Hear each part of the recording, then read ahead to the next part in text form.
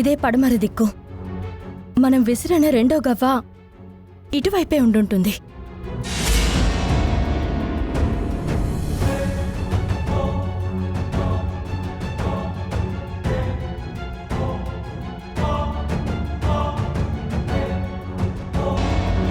ఇక్కడ ఇంకో రాక్షసుడున్నాడమ్మా.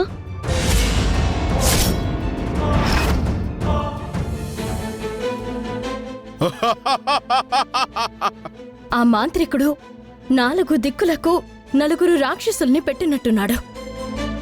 వచ్చారా? మీకోసమే ఎదురు చూస్తున్నా. నికుంభ నామధేయుణ్ణి, నన్ను సృష్టించినవాడు మిమ్మల్ని అంతం చేయమని ఆజ్ఞాపించాడు. మీ కొరకే ఎదురు చూస్తున్నా.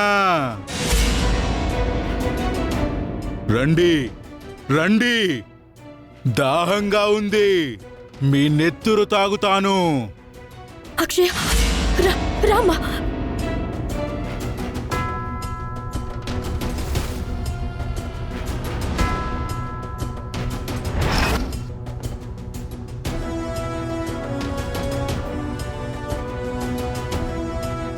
ఈ అడవంతా గాలిస్తాను, మిమ్మల్ని పట్టుకుంటాను. జై కాపాలిక!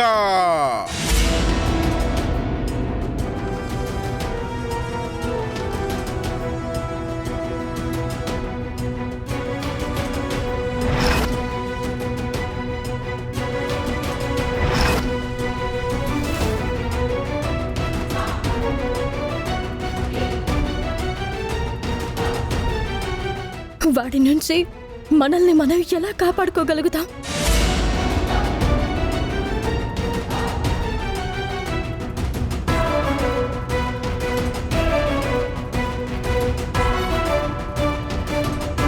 ఐగిరి నందిని నందితమేదిని విశ్వ వినోదిని నందినుతే గిరివర వింధ్య శిరోదిని వాసిని విష్ణు విలాసిని జిష్ణునుతే భగవతి హేసితి కంఠ కుటుంబిని భూరి.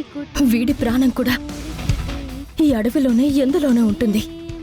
దాని గురించి కూడా అమ్మవారు తెలిసేలా చేస్తే బాగుంటుంది. శైలసుతే సురవరవర్షిణి దుర్ధరదర్శిని దుర్ముఖమర్షిని హర్షరతే త్రిభువన పోషిత శంకరతోషిని కల్మషమోషిని ఘోరరతే. ఇది అమ్మవారు పంపించింది. వాడిని సంహరించగల శక్తి దీనికే ఉంటుంది. వాడిని అంతం చేయగల ఆయుధం ఇదే. ఈ బాణంని వాడి మీదకి సంధించడానికి విల్లు కావాలి.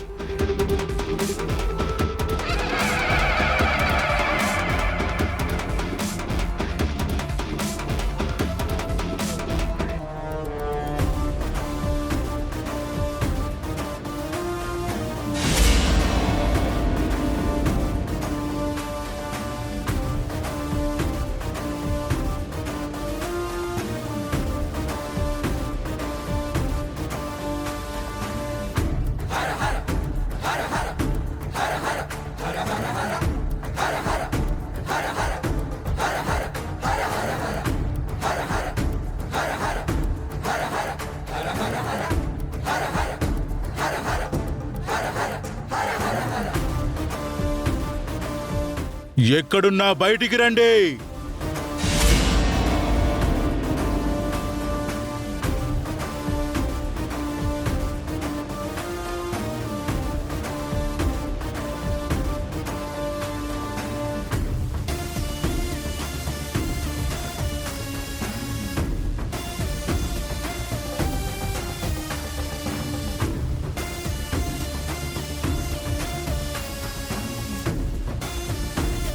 మీరు తప్పించుకోలేరు.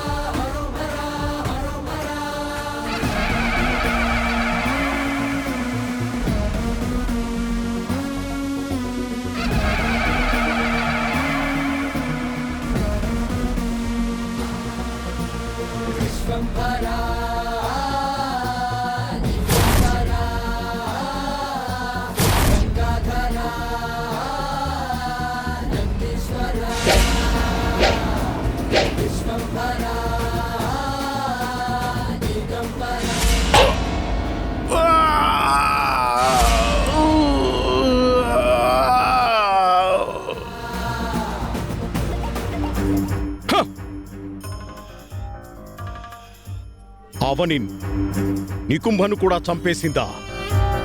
అంతటి బలవంతుల్ని ఎలా అంతం చేయగలుగుతుంది?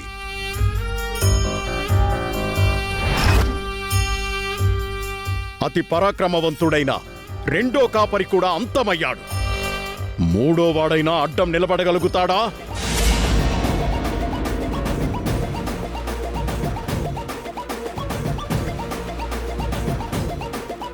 అమ్మా, అక్షయ రామ్మా.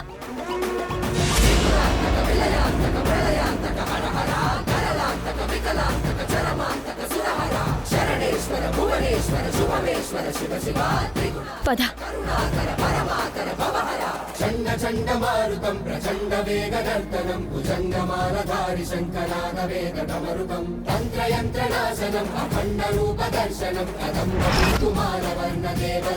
చచ్చిపోయాడు.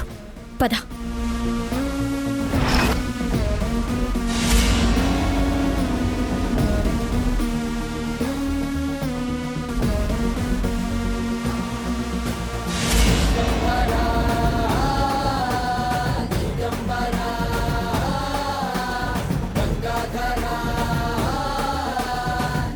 గవ్వ ఇక్కడే ఉందంటే ఆభరణం ఇక్కడే ఎక్కడ ఉండుంటుంది.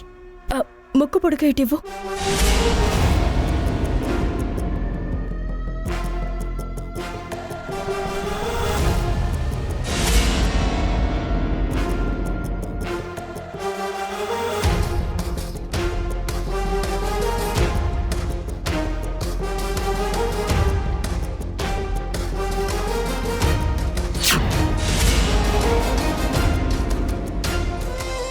ఇది పట్టుకో.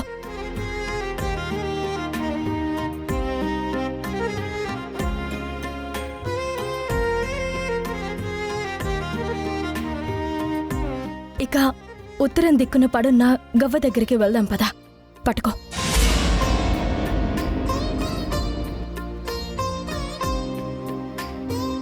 రెండో వాడు చనిపోయాడంటే రెండో ఆభరణం కూడా దక్కించుకున్నాడని అర్థం.